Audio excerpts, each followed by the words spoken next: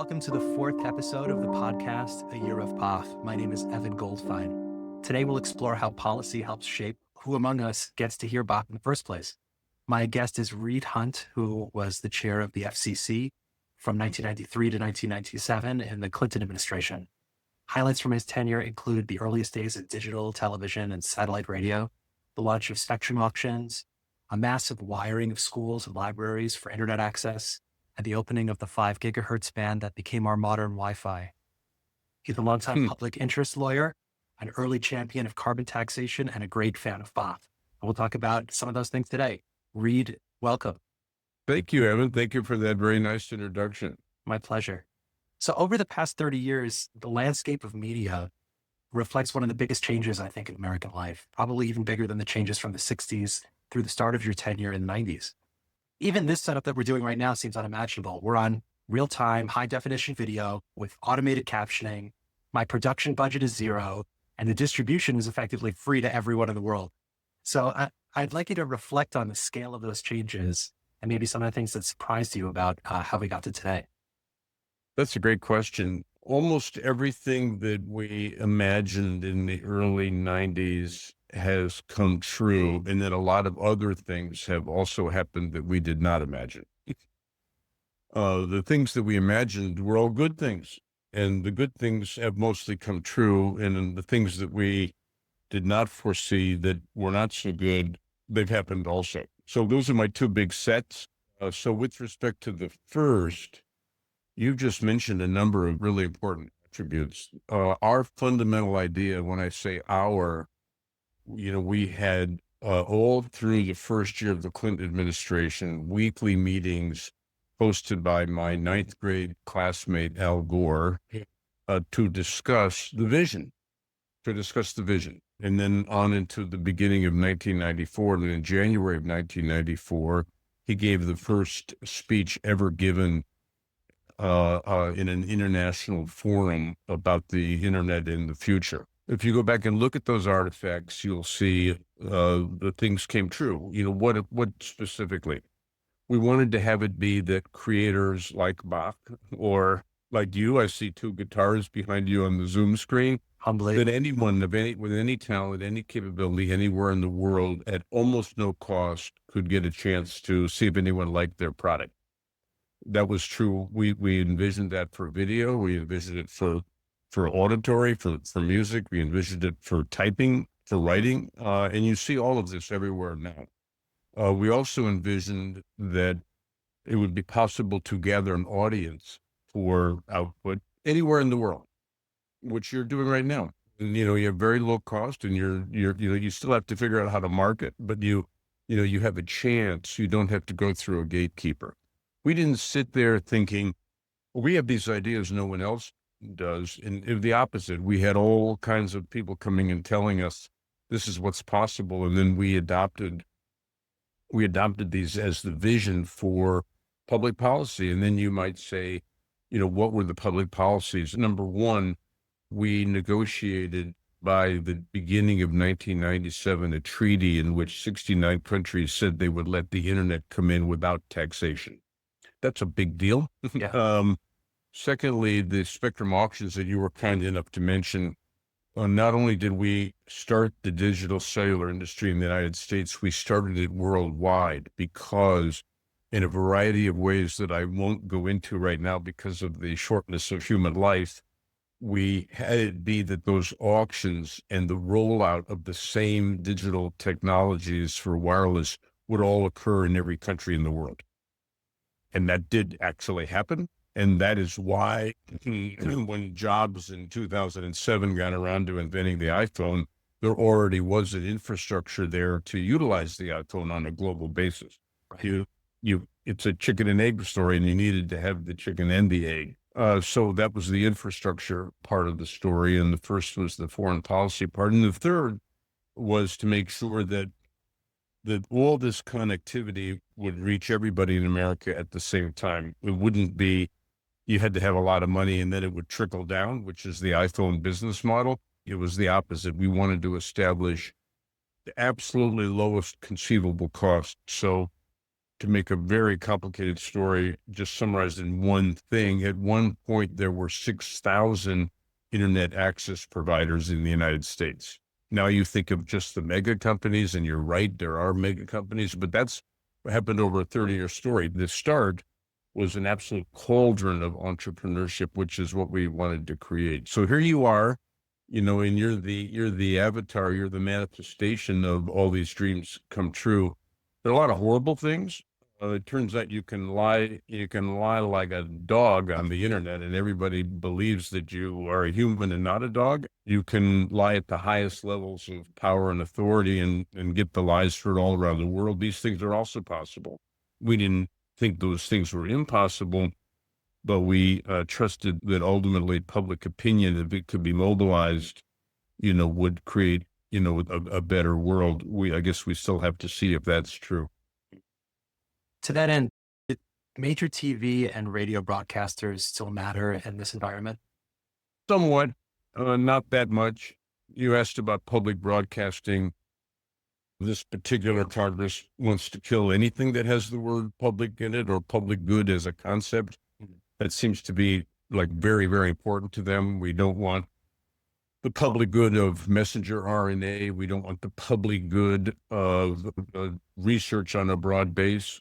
Apparently, we don't want those things anymore. I don't think that's the opinion of most people in America or most people around the world, but I think it is the animating spirit of this particular administration. So what is the cost with public broadcasting? So public broadcasting, which goes back to the 1960s, and, my great predecessor, Newton Minow, is one of the fathers of the whole concept. Maybe he's the principal father, and I knew him very, very well. Its original mission was to have entertainment content that would be in some way enshrining family values, good virtues, and it wouldn't be subject to advertising. That does not actually make very much sense anymore as a concept. It's not all that powerful because, again, the internet makes almost everything available to anybody, and you can find that kind of content. Yes. What's missing is what exists, but what's needed is in more volume is non-commercial news that isn't dependent on advertiser or beholden to major corporations as for-profit owners, because those corporations can be cowed, intimidated, arm twisted by the government. Well, that's been happening. Yes. So there's more need than ever before, in my opinion, and I'm not alone in having it be that what's publicly broadcast, and broadcast should mean every media, what's publicly broadcast is news, inquisitive news, investigation and reporting and honesty and reality presentation, that isn't contingent on the business goals of for-profit companies. So where's that going to come from? Because this administration doesn't want that to exist. I mean, they've said that. I'm not accusing them of something they haven't admitted. They don't want that to exist. That's going to have to come from a redirection of philanthropic money. And if what we know is public broadcasting no longer is dependent on government, that's good. Meaning now the government's not a reliable partner, don't deal with them. Is the audience an issue to capture also in that kind of environment? I mean, you got to cut. Well, we do have a public broadcasting TV network that is intrinsically extremely valuable and has stations all across the country. They're now going to be cash starved. This is a job for philanthropy. There's a lot of people in philanthropy that have the wherewithal to step up. It's part of the battle for presenting reality. That's what's necessary. Don't go thinking, oh, we need to, get the House of Representatives and cut some deal. That's not going to happen. And introduce, a modicum of advertising, in order to have sustenance. What's important is that the ownership not have a for-profit motive. So you could argue that, in a way, YouTube's recommendation engine is the single biggest arts promoter in the world now. It's a big deal. Yeah. It's a big deal. Among the many people I met early on and somehow failed to have them adopt me were the creators of YouTube. And I was like, what you guys are doing is totally great. That turned out to be really, really, really true. Do you think that the ranking algorithms are like editorial, or which would be first and protected, or would they be subject to neutrality or duties like, is it word The carriage? First Amendment, bedevils people in government, because it stops them from affecting the content until it doesn't anymore. Meaning, once you have an administration that uses other levers like regulatory approvals to affect the content, then you have an administration that's found their way around the First Amendment, right?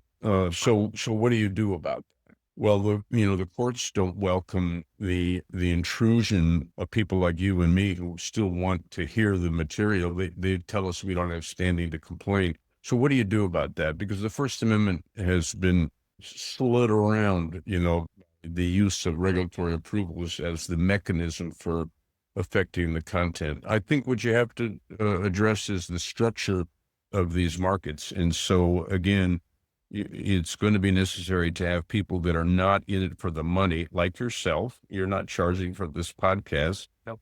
It's going to be necessary for people who aren't in it for the money to decide, that they can give meaning to their life and the lives of others by generating the content that is real, or that is whatever you want to describe your friend Bach, right? Which is, I don't think you want to use the word real, but you want to use some other words.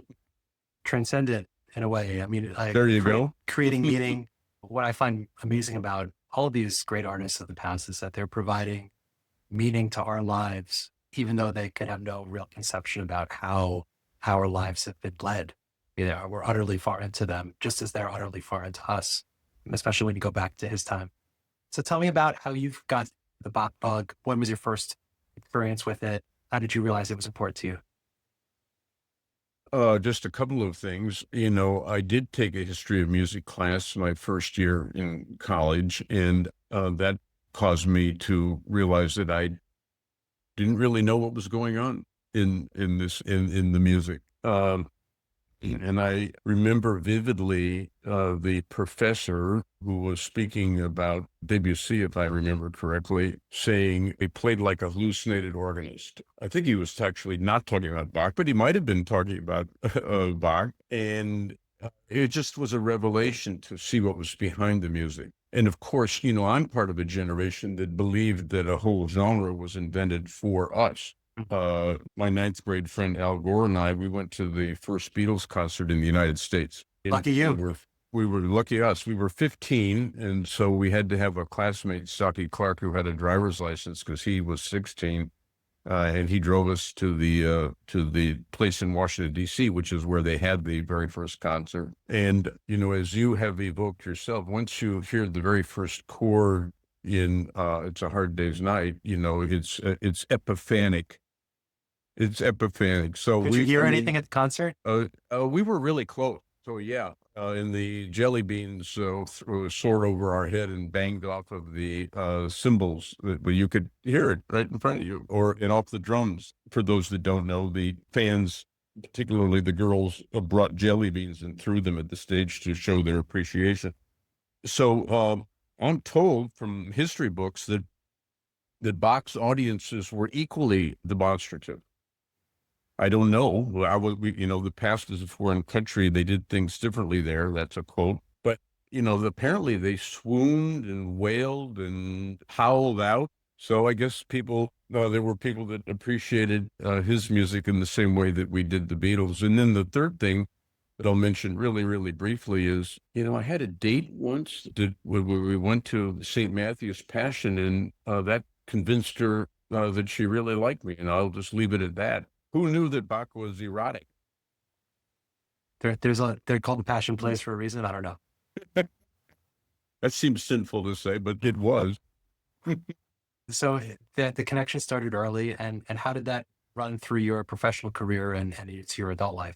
Oh, I'm just a casual listener on and off, while so often with typing. One of my topics for you is, what is, in your experience, I don't know if I can get into my topics now, Evan, Please. but one of them is, what is your method of hearing? Do you sit with the earphones and concentrate? Do you stare out the window and dream?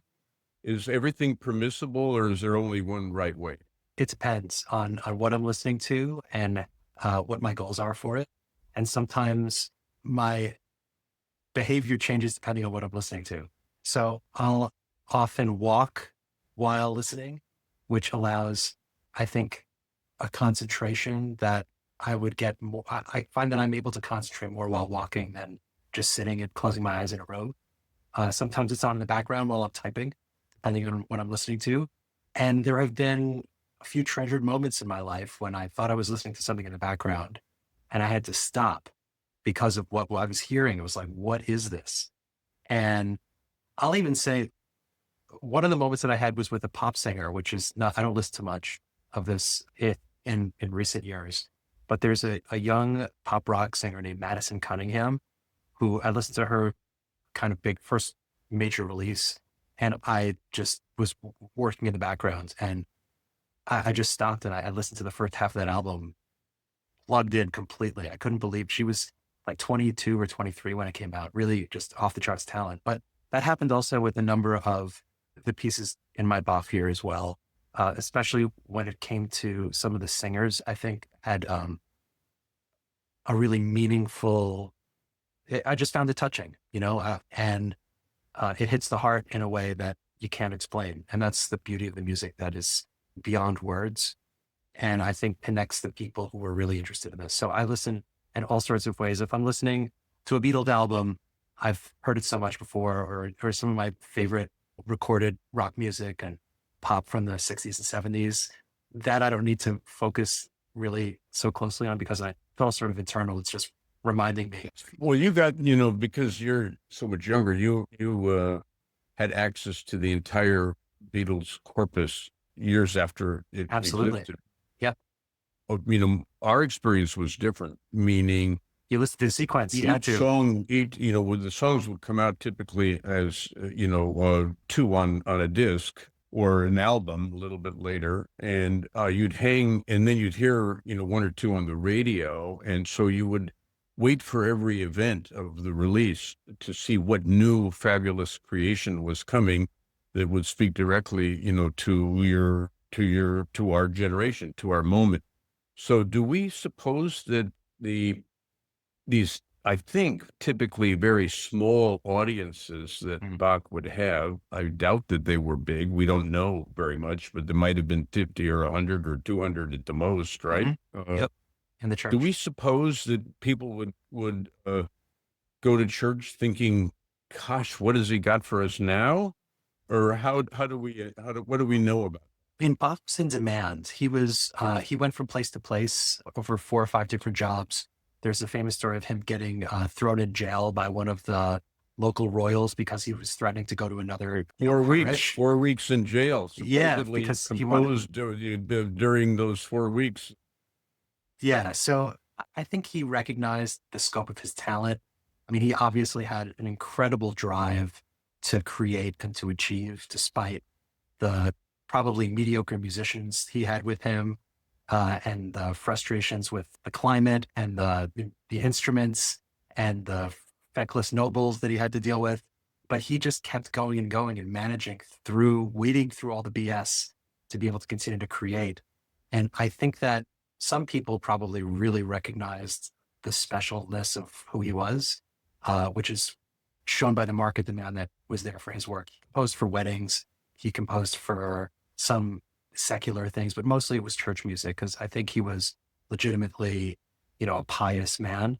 And I think he thought he was channeling his gifts for the glory of God with every note that he played. So the way you're describing it, and I'm not challenging it, he didn't have much of a commercial audience. Isn't it right? He wrote the Brandenburg concertos for Ludwig, who apparently never played them or had them ever played. Lost the manuscript. It wasn't found until a librarian found it in an attic in 1849, which is a lot later than when it was written in 1721. He does sends the musical offering to Frederick the Great, who also never plays it.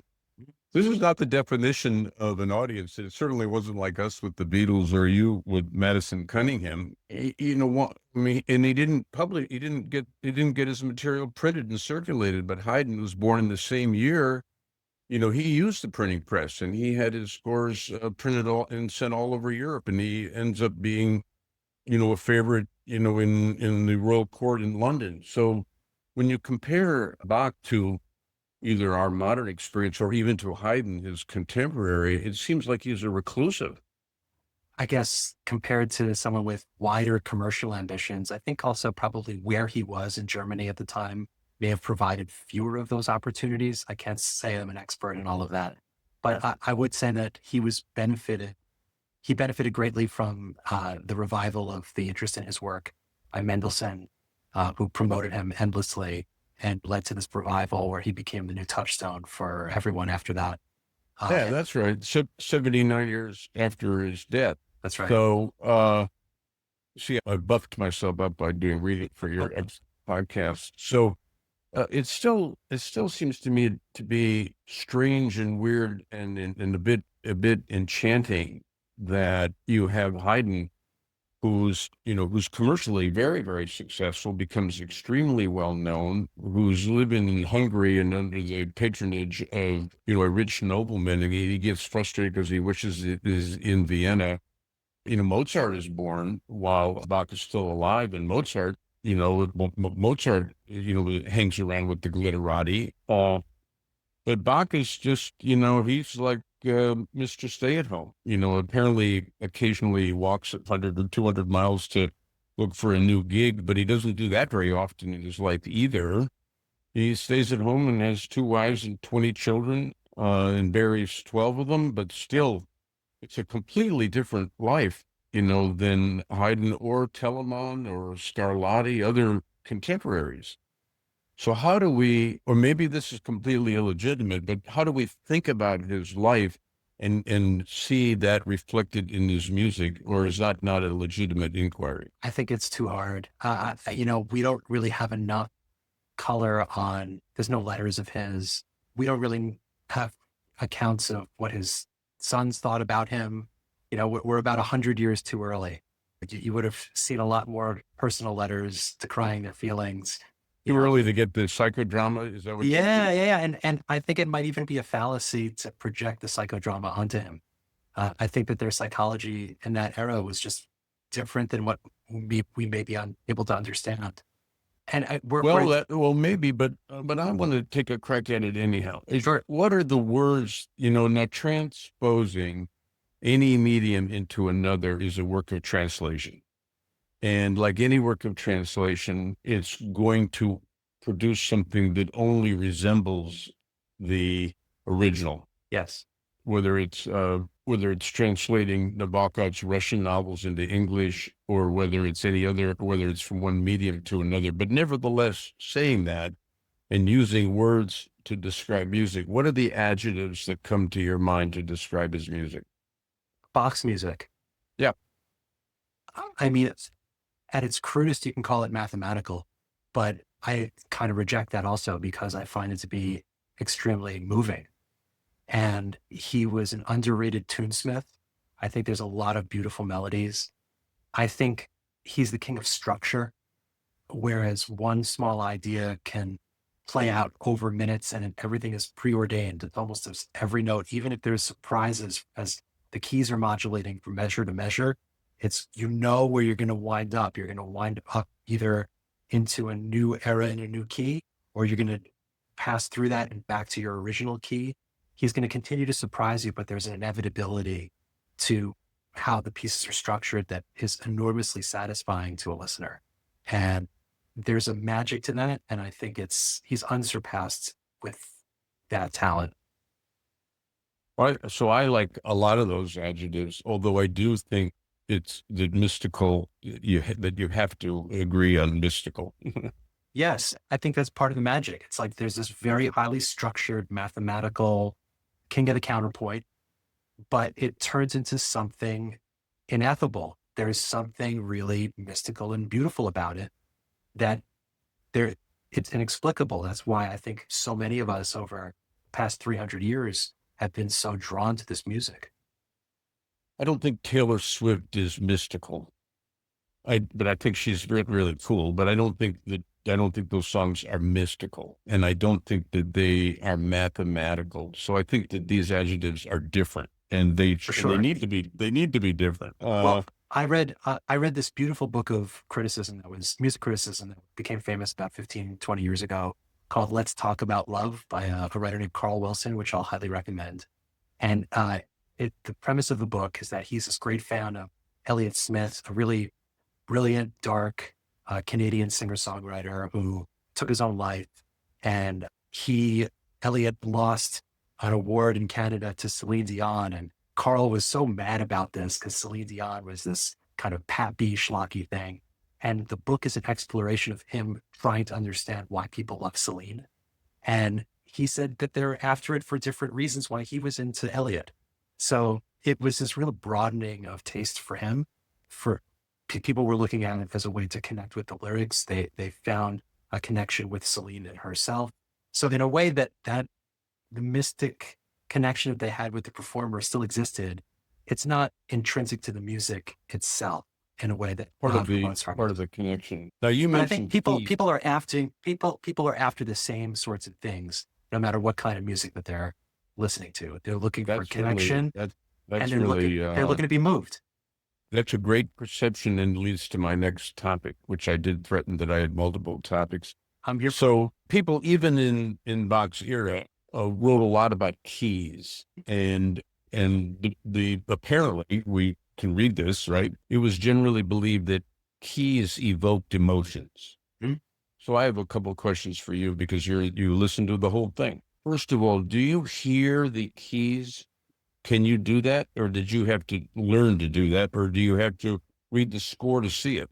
I don't have perfect pitch, but when I played through some of the pieces on the piano, you find yourself in the key that you're in. And I read this more about Beethoven, actually, where I think this might have postdated Bach a little bit about the evocation of keys with certain emotions. It was very important for Beethoven.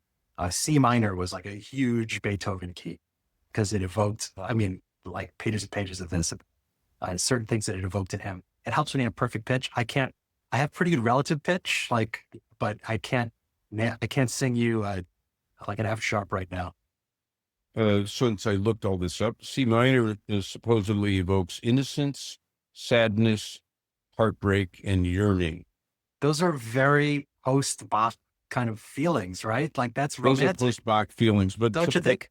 But the internet tells you, thank you, Mr. Internet, it tells you for all the keys, the set of adjectives. I think maybe the descriptions are much more fulsome and worked out after Bach, but I wonder if they're not still a little bit accurate.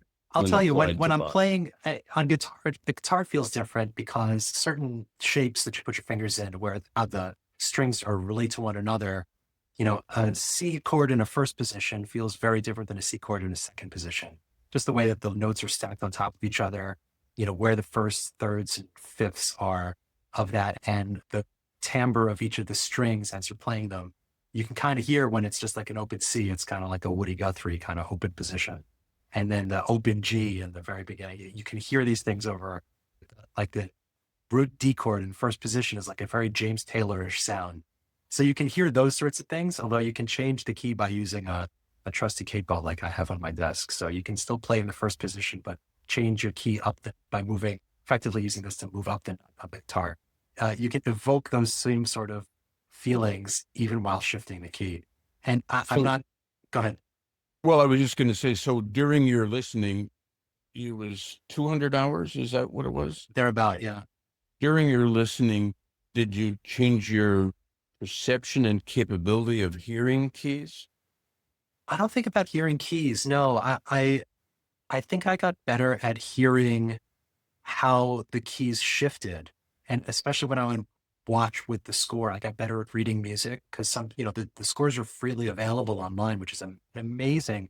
Talking about what the internet can do for us, public domain, every score is available for all of these pieces. You can just print it right out. Okay. See what I tell you? You did That's it. what we wanted, right? I know. Yeah, no, this is perfect. So I got to just, when I was listening to something, all I had to do was like, I could bring up the music immediately. And then creators have gone onto YouTube and you can listen live along with the score. So you'll have like a pianist going along and then the score trails on along with it, which can be enormously edifying. But sometimes, it can move faster than you want it to. Of course, you can slow down the video now. It's really amazing.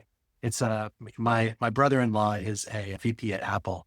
So he's been thinking about tech and media for a long time, and he's video division. And he said the most interesting thing about the internet is that you can go on YouTube and learn anything in the world.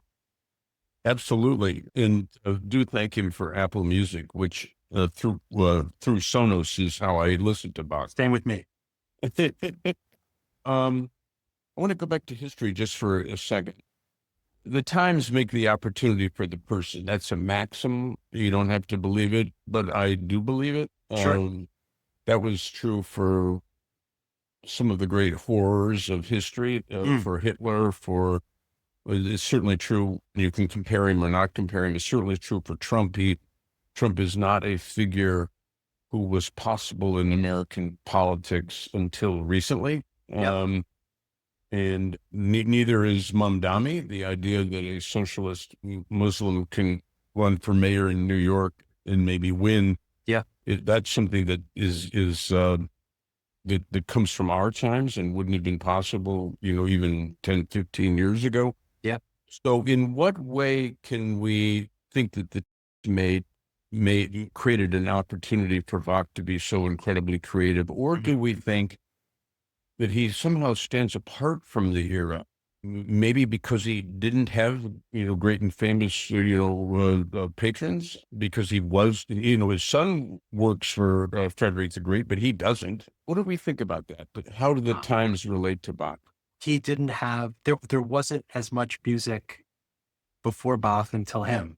There was so much for him to get, and he ordered scores from all over Europe to be able to study them. And he adapted a lot of Vivaldi's concerti for, I think there's the 4 harpsichord concerto is adapted from Vivaldi. So he was interested in what was there. So he pretty much had the ability to absorb everything that had happened before, and he transmuted it. Like, I think now it's impossible, given the breadth of music that's out there, for someone to really condense everything that has ever been created in Western music and come up with their own thing. You can, of course, have individual artists that are affected by what they've listened to, but it's not complete. Feels like Bach really got everything. And he was in that moment. I'm reminded when I took a philosophy class in college, I was reminded that Rene Descartes wrote a book called The World, which was like everything that was known to time. He tried to, at that time, it was like, could fit it in a book. Now you can't do that. So I think Bach kind of fit music in one volume and then reshaped everything from there and utterly changed it. And so he really took advantage of the moment that he had, just like many of the people afterwards. And there couldn't have been Beethoven before or after him. Same thing with Mozart, any of the great ones. I mean, Schoenberg could not have written 12-tone Rose unless everything that happened before in the music had happened. And, I think some of the stuff of most contemporary music, especially in the formally composed world, maybe is sort of stagnated since the minimalism and serialism. Steve Reich and Philip Glass, I think, are great composers, but I haven't heard anything really after that. I mean, some people playing around with electronics, but it's not, these are people of their moment, but it's not, I think, anything terribly breakthrough. I mean, I think the greatest art that we've created in America was the jazz music that was created from like the 20s to 70s, I'd say, of the last century. And that those people were of their time as well, and just continually iterating on each other while also kind of grabbing everything they could from the broader American culture and filtering it through their own experiences. So this taking it all in and synthesizing and creating something new, I think you say it very well, but it leads me to a question. Why didn't Bach do the same thing with respect to the piano? So he knew about the pianoforte. It's invented when he's just, I think, 19, 20 years old, if I have my dates right, in Italy. And then he gets a version of it later in his life, but he doesn't, and he criticizes it, but he doesn't become an inventor. He doesn't say, this thing could be really cool.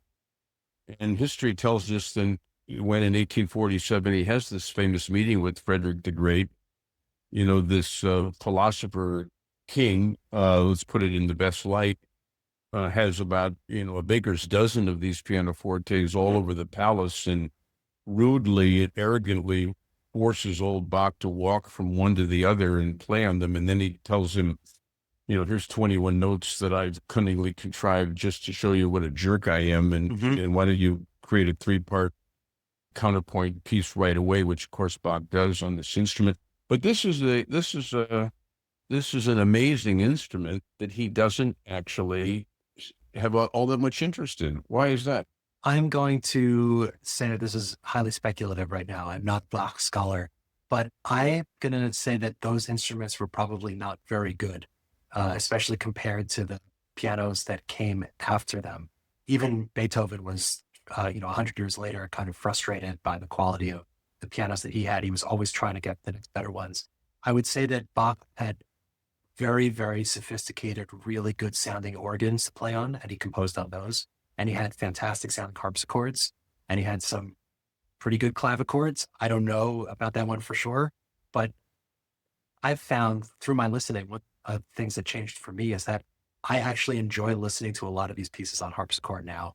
And before it was a kind of sound that grated on me, but there's something about the way that they can be played on the harpsichord that feels almost more correct than on the piano in certain pieces. And so I prefer listening to the Goldbergs on the piano, but I love a lot of it on the harpsichord now also. So I think he probably was exploiting the technology that was most strong for him, which was the organ harpsichord. Well, he was, I'm just to say back to you what you just said very well. He took what was as a given. His mind was somewhere else. This is not the Steve Jobs story.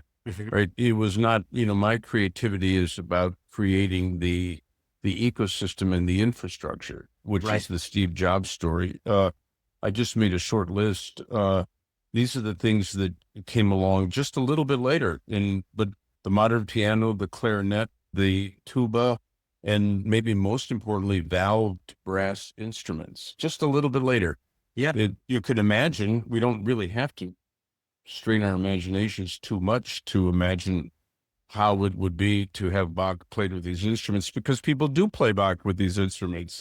And I don't know that it's better, with these instruments for the reason you just said, but part, I think, of the experience of listening to Bach on the original instruments is that it enhances the mystical nature of the experience. It can. I think that's fair. Would you agree with that? I think it can. And I think that if you're playing it on a piano in a way, it's sort of like the translation that you're speaking about beforehand.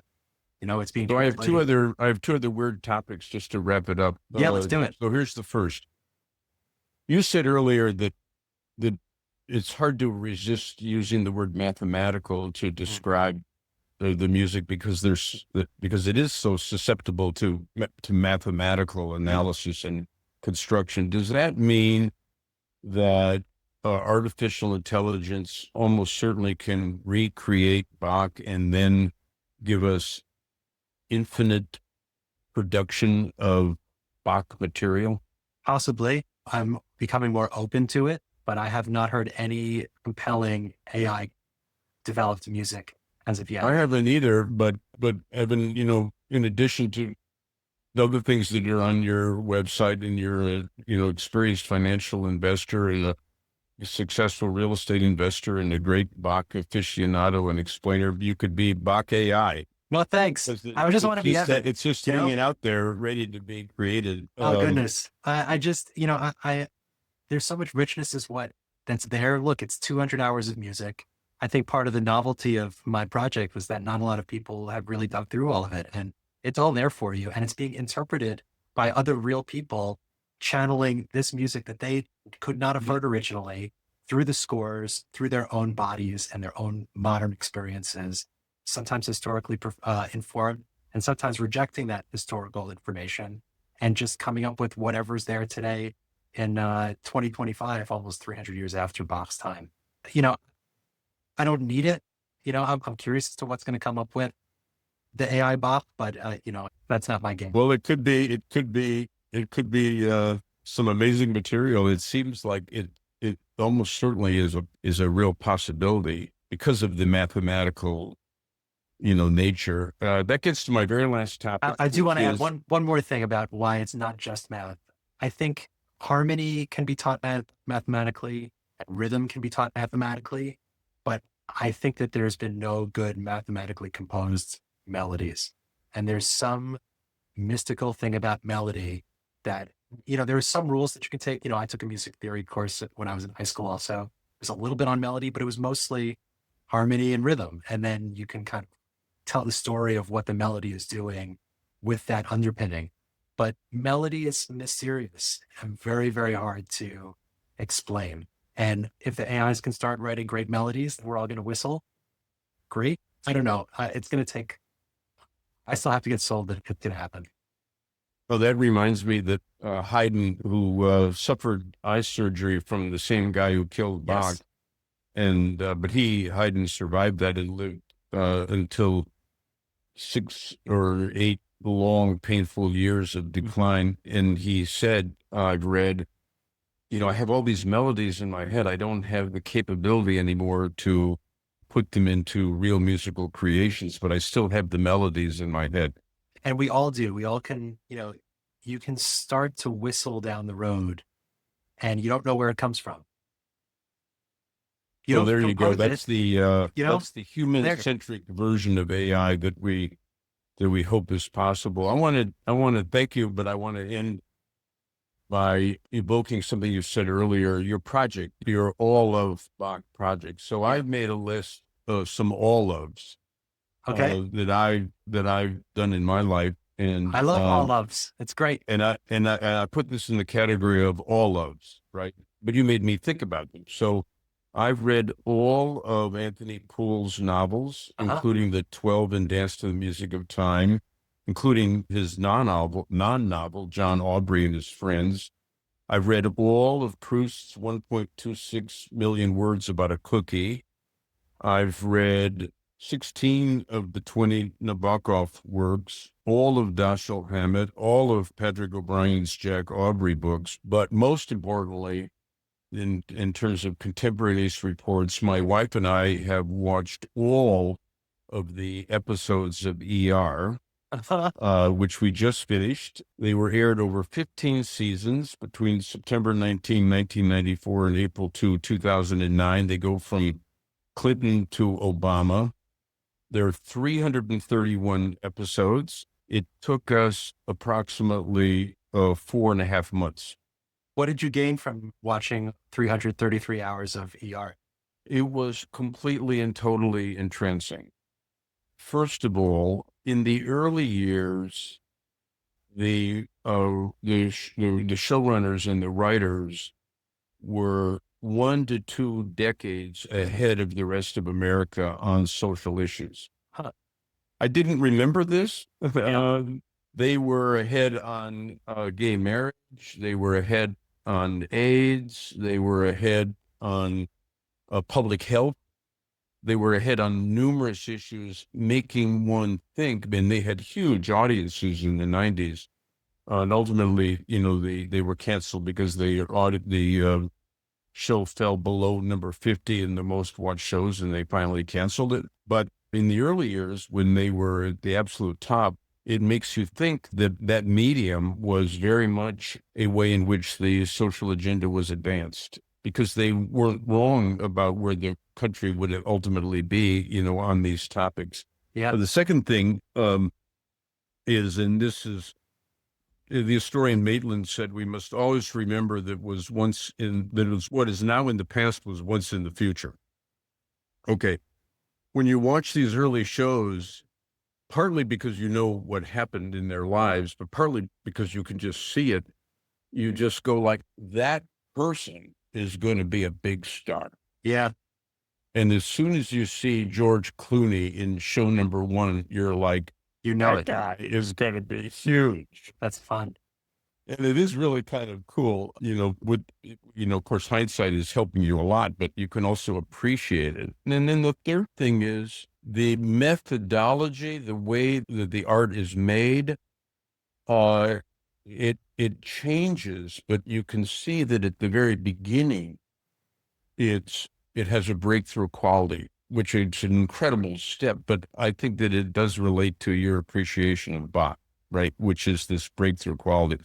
The breakthrough quality with ER was long tracking shots, sequences where the camera would follow people from intake across the hall into the trauma room. People would come into the room. And the emergency nature of the ER was unbelievably clearly demonstrated in a gripping manner by the method in which the camera was showing it all, which is very, very different than the way TV, was presented, on other shows in that time period. And then by the end, they're struggling to find anything new in terms of the method. I don't think Bach had that problem of struggling to No, find he kept anything going. new. So Was it more those are some of pleasurable? my all-ofs that I hope you don't mind me I'm glad to sharing. hear them. I imagine ER was more pleasurable without the commercial breaks also. Oh, that's totally cool. Otherwise, it would have taken us forever. But also, who wants to watch any ads, not to mention ads on products that were discontinued 3 decades ago? Let's wind it up there. Reed, this has been terrific. Thank you for pressing me on a number of things too, and great to hear about your perspectives on both Bach, listening, and how the art has moved you in your life. Thanks for having me, Evan. And I wait to find out what other cool things other podcasts you have on this theme, and also what your next all of is going to be. I don't know. That's up for grabs right now. Thank you, Okay, Reed. bye.